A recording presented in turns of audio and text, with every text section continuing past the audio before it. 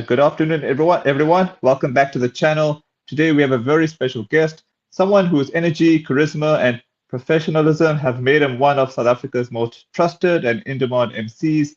He's the face behind unforgettable weddings, high-profile celebrations, and some of the most vibrant event highlights you'll see online. His ability to command a crowd, keep the atmosphere flowing, and bring every moment to life is truly unmatched. Please join us in welcoming Kavish Kissoonlal, the powerhouse presenter, host, and creative mind behind events to remember. In this live chat, we'll be unpacking his journey, the art of emceeing, the hustle of building a brand, and the exciting future of South African entertainment and events industry.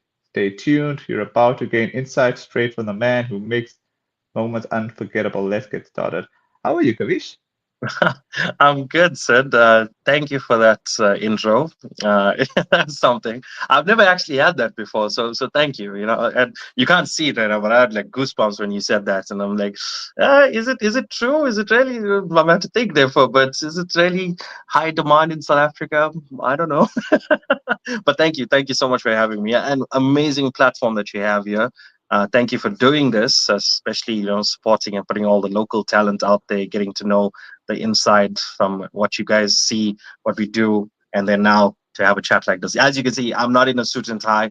I'm in my casual clothes. I'm in my room here. I'm not going to show you the rest of it. I'm just going to show you this part here. You can see my lovely Liverpool scarf behind me. Big fan, of course. So again, you're getting to see something different here. Yeah, no man, no man. It's actually a privilege to actually chat with you. And yeah, emceeing is kind of growing, especially with people like Jay Loshny. So it is quite a lucrative space, I'm assuming that. Yeah, no, definitely, 100%. So again, thank you for having me. And sorry, I know this was a long time coming, but finally Uh-huh. we get to do it. In fact, by saying I'm busy every weekend, this was a weekend. It Mhm. just spontaneously happened that hey, I happen to be free. So yeah, I was like straight away, let's do it. Yeah, no worries. Okay, my opening question to you is what originally inspired you to become an MC and how did you discover that this was your true calling? So two parts to that. What inspired me to be an MC? In fact, it was never on my cards to be a MC. I never saw that life. I wanted, as a kid growing up, I wanted to work on radio and television. I wanted to be a presenter. I wanted to one day host my own like show, like what I saw the likes of. In America, we've got the Tonight Show with Jimmy Fallon, one of my favorites. Even Jimmy Kimmel, and then the Graham Norton Show in the UK, the BBC. I was big fans of those guys, and I thought, you know what, I want to do that job. I wanted to be someone that hosts events on the red carpet, like Ryan Seacrest did when I was growing up. I used to watch him and think, yo, this is going to be me. So I was actually 17 years old, about to turn like 2 months away from turning 18, and a family friend of mine had asked me to be the MC for her Sweet 16, and I was honored and privileged. This was a long time ago, and I just said, okay, cool, let's go for it. Let's try this out. And believe it or not, I fell in love with holding the microphone and talking to a crowd. And after that, I was still 18, 19, doing one or two very, very small gigs. And then when I was 21, 22, I got into community radio. And I think that from there just spiraled my ambition to like, I want to talk to a crowd in a studio and then I want to talk to a crowd out live. But it was only 2020 when the lockdown hit and everybody was jumping on board with content creations and stuff. And I thought, what can I bring to the party? So when the lockdown was lifted and we were allowed to host events again, like have these weddings and stuff again, yes, it was a limited number and we had to wear the face masks and stuff. I needed some way to market myself. And I thought, okay, let's just make a video. And I can, if you don't mind, I can talk about my first time that I ever did a video. It's a story I Sure. share a lot.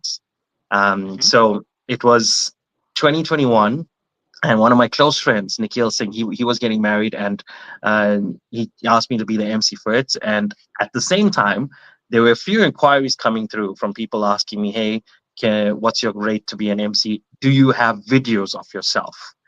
And I had nothing. Even though I started this very, very long time ago, as I said, 17, 18, 19, then community radio and etc. etc. I had no like footage of me emceeing an actual event aside from the ones that the clients would receive when they get their full video from their videographers, etc. So I took a friend with to this wedding, to my friend Nikhil's wedding, and I told him, you know what, you're gonna record some footages of me. And then when he started, for some reason, I don't know what came inside of me and said, let me just introduce myself as if this is a like some show. So I was like, hi guys, my name is Kavish. I'm gonna be your MC. We're gonna be doing the wedding of so and so at so and so. Stay tuned. And I set this as my WhatsApp status. And back then, WhatsApp statuses were just 30 seconds long. Okay. So I set this was a Saturday. I set this as my status, getting a lot of traction, a lot of people messaging, asking, what is this, where is this, etc. At that time I was still working in corporate. So on Monday I go back to work, and in the canteen, it was a big company with like over 1,000 people there. So a few of them coming up to me and saying, hey, I saw your status.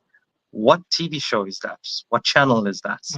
And I was like, no, it's nothing. It's just a video I did, set it as my status. They're like, oh, okay. Where's the rest of it? I was like, what do you mean? It's like, in your video you said, let's show you the scenes, and you didn't really show us anything. It got Mm. me thinking. I'm like, okay, let's show the world what goes on behind the scenes. So my version of it.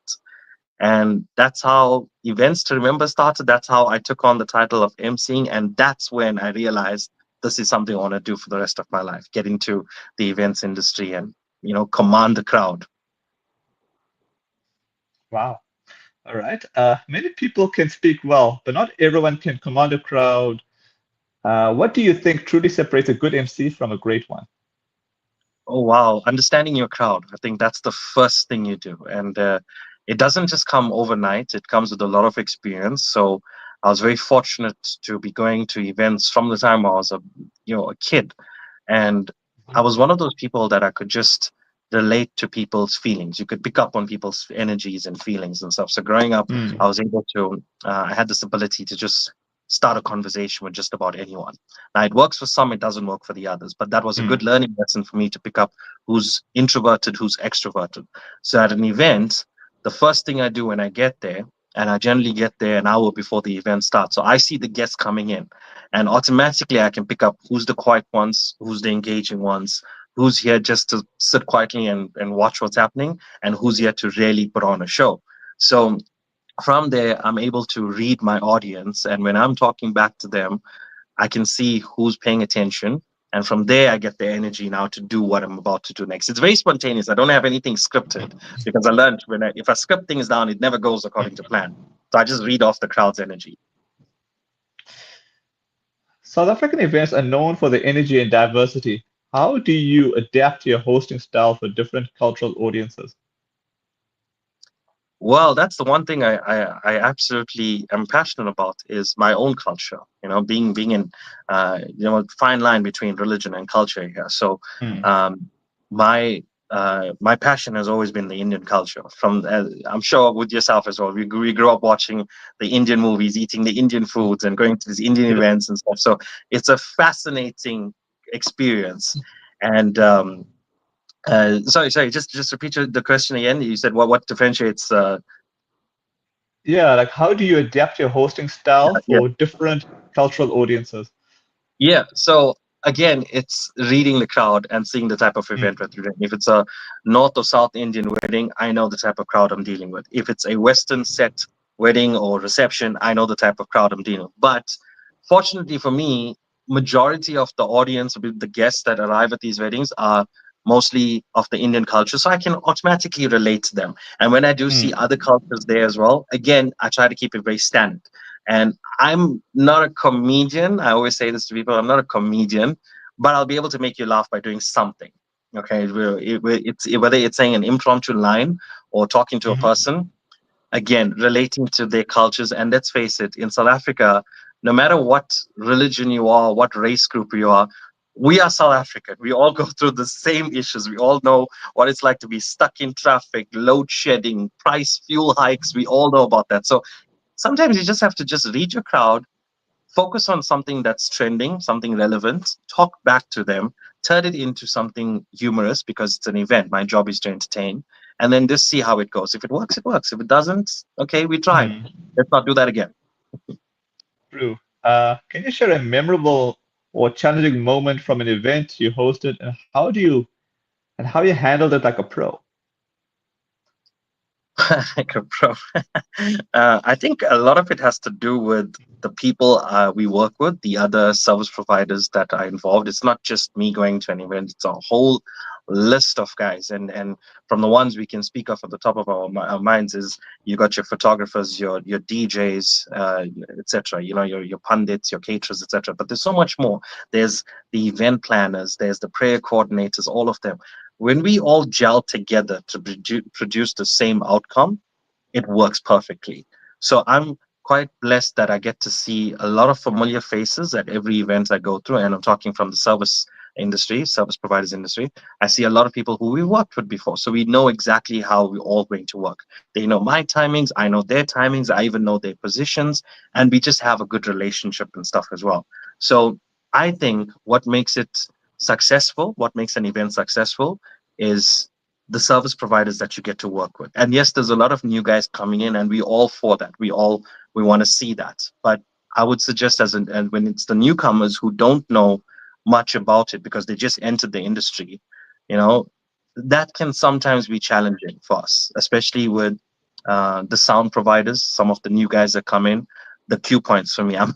I like to think I'm a perfectionist, even though it's not. I'm not the one getting married, but my job is just to talk on behind the microphone. But there's certain cue things. For example, Siddharth, when we putting on or when we watch the brides and grooms exchange the garlands, wouldn't you want to have an appropriate song that's playing in the background? If the priest is not chanting his own Mm, mantras, we would love to have an appropriate song. I've seen some weddings, as glamorous as it is, but the sound provider, he's brand new. He's probably doing his third or fourth one, dead silence. And you just think, wow, that could have been an opportune moment to get the crowd involved, get everybody hyped up. But, mm. that's the challenging things that I do face these days. Your YouTube content showcases the essence of these celebrations beautifully. What goes into planning, filming, and presenting such captivating event highlights? Sure. Again, I think when it first started off, it was just a way to promote myself. And then we got into like, let's show everyone everything, what's going on, what people don't get to see. And let's show people who are going to be watching this from home on YouTube, let's show them what it looks like if they were actually there at an event. So I work with an amazing team, and I've Mhm. got my director, of course, Ashveet Singh, who's brilliant at finding these different scenes, and he just knows how to capture it and stuff like that. He's amazing at it. And then when you jump into the rest of the team that assists us with videography, they know, like, let's find certain things that people don't get to see, like the intricate details of uh, let's pick a venue, a Durban-based wedding, North Indian wedding. Let's put it that. It's one of my favorites. And we look at the drapings on the side. People don't notice those things, but we want to show them that. What does it look like? Let's look at the table setting. Let's show them what it looks like. And then when it comes to the actual formality of it, I've got a wonderful team of people that assist me as well. My friends who've joined me, part of the team.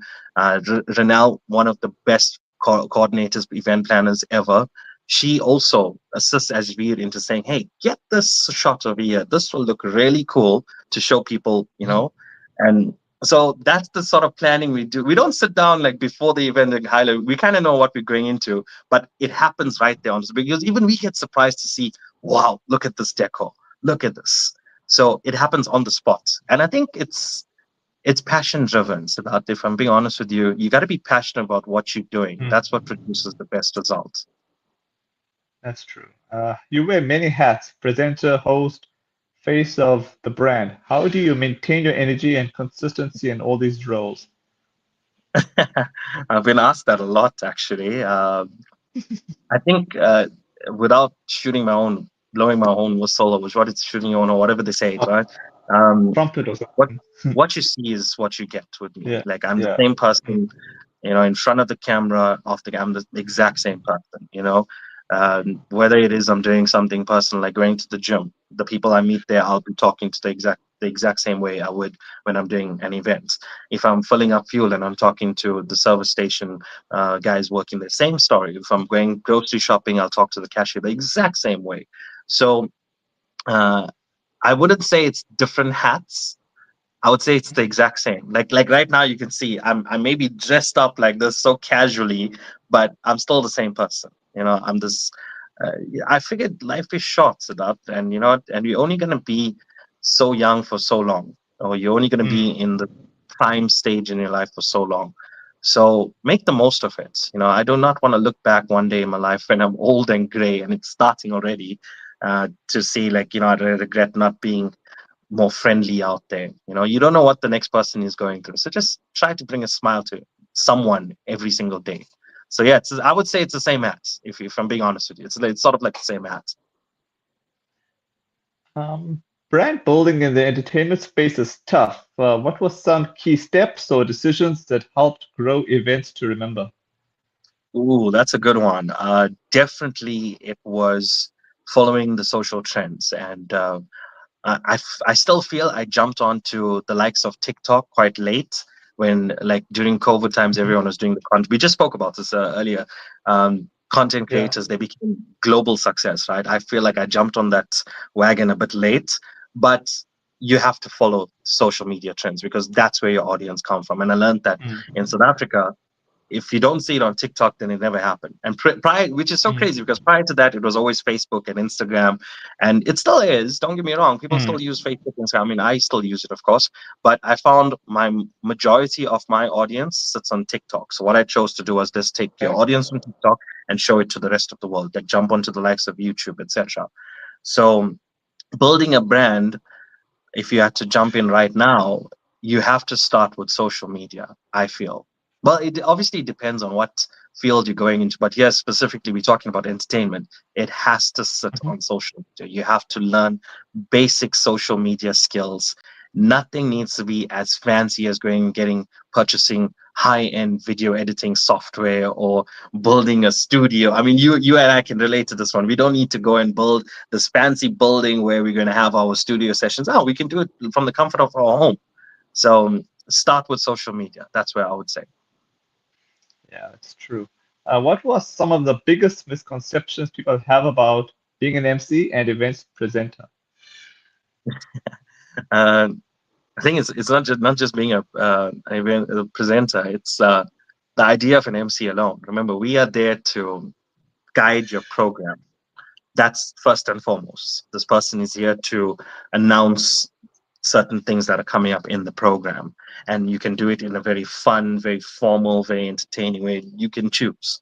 Okay, but I always say there's a fine line between being an MC and a comedian. Don't separate the two, or rather, don't treat the two as one.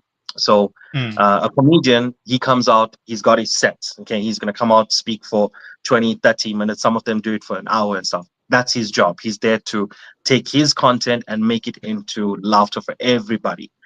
MCs are there to hype the crowd up for the next event that's going to happen. So the next part of the program that's going to happen. So if you've got speakers, build up the crowd. Who's coming up to speak? Introduce them. Say something. But it's not required. You don't have to turn everything into humor.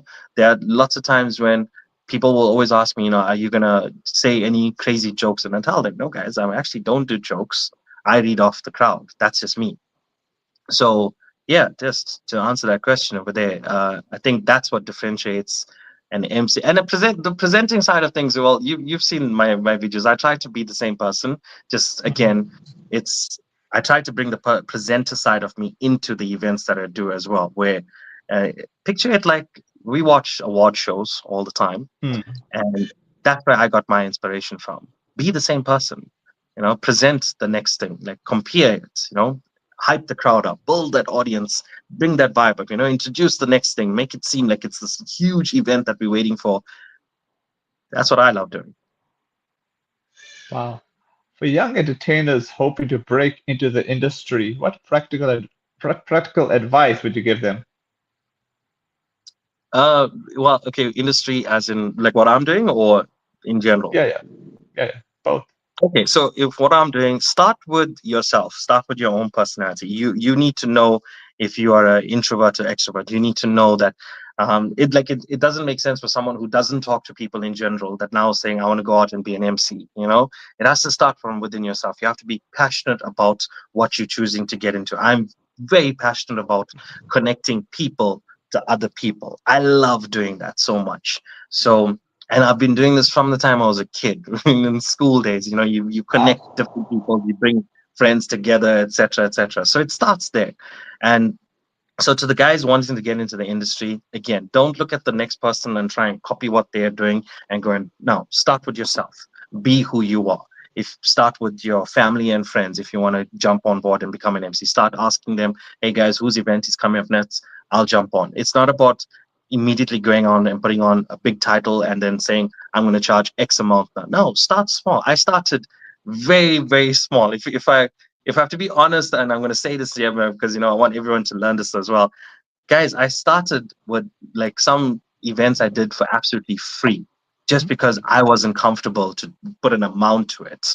And to the guys coming out there, I'll say this again: don't go and copy what the next person is doing. Just be yourself, and be yourself. Learn, grow from each event, and believe me, if you're good and if you really love what you're doing and you're passionate about it and you're good at it, you will grow.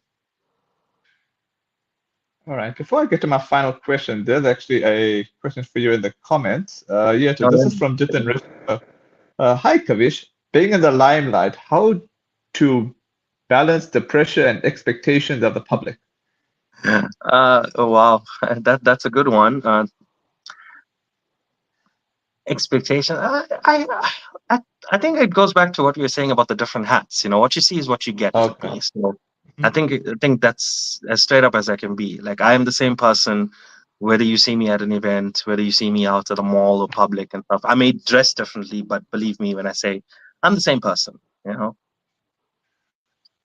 All right. My final question to you is looking ahead, what trends do you predict for the South African events and entertainment industry over the next 3 to 5 years? Sure, I can tell you this much from 2021 when the lockdown was lifted and we were able to put this back out there to now.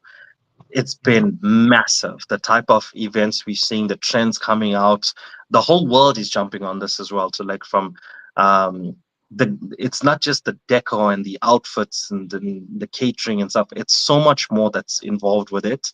So I personally see that South Africa alone is jumping on world trends. We are producing some amazing private events and now even public events and stuff, but it's the private sector that I'm in now, obviously with the weddings, parties, etc.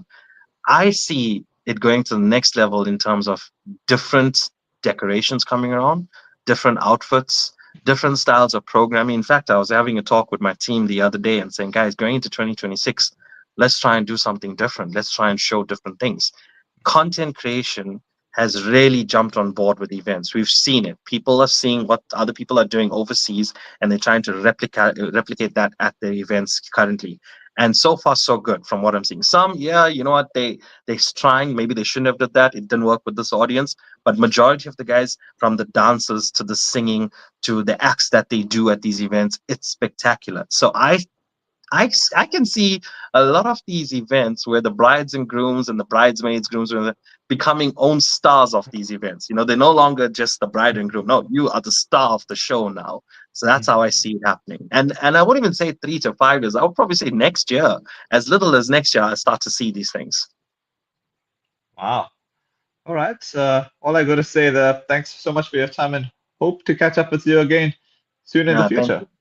Thank you. Thank you so much, my brother. Thank you for having me on this platform. Thank you to everybody that's watching this live and that's going to watch this later on as well. Really, really appreciate it. And thank you guys so much for the support. I mean, I wouldn't be having this talk with you if you guys didn't watch this and follow my channels and stuff. So thank you so much for everything. Okay. There's just a quick acknowledgement from a fan. This is from Yashna Rajaram. Really love your channel, Kavish. Your confidence and kindness is amazing. Thank you. Thank you so much, Yashna. Really appreciate it. Thank you for watching. Appreciate it. All right. Take care. All right. Cheers.